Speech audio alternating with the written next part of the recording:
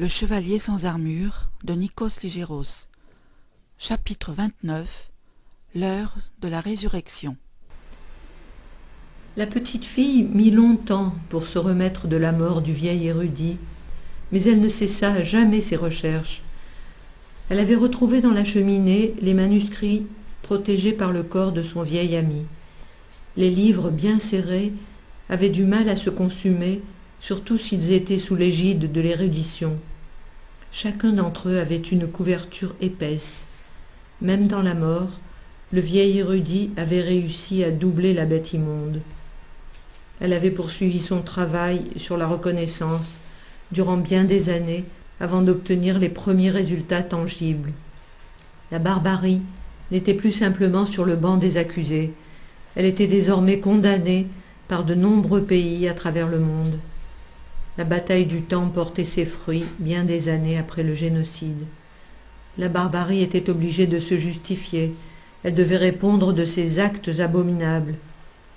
Cependant, la petite fille devenue femme et mère de 5 garçons n'était pas dupe. Elle savait qu'elle devait affronter les négationnistes.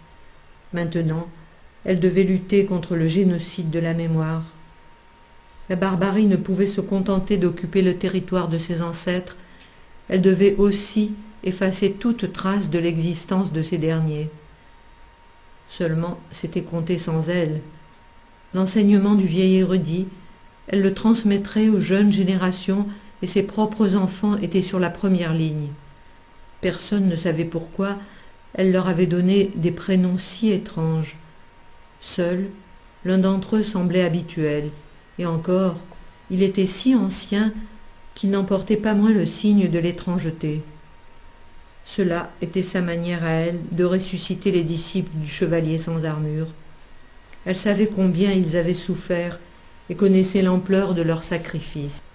Aussi, ses enfants, en jouant de le scriptorium restauré, ne cessaient de lui rappeler cette poignée d'hommes. Pendant ses recherches, le soir, assise à la table de travail du vieil érudit, elle les imaginait autour d'elle. Aussi, lorsqu'un jour ses enfants lui offrirent une bouteille d'armagnac millésimée, elle ne put s'empêcher de pleurer. Elle revit le vieil érudit sur son fauteuil, face à la cheminée, et elle en eut le cœur serré. Il lui manquait tellement. Et ses enfants qui avaient choisi le même cépage?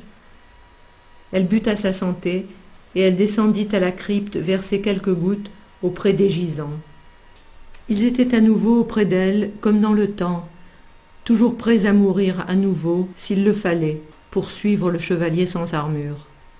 Seul, ce dernier avait manqué à l'appel.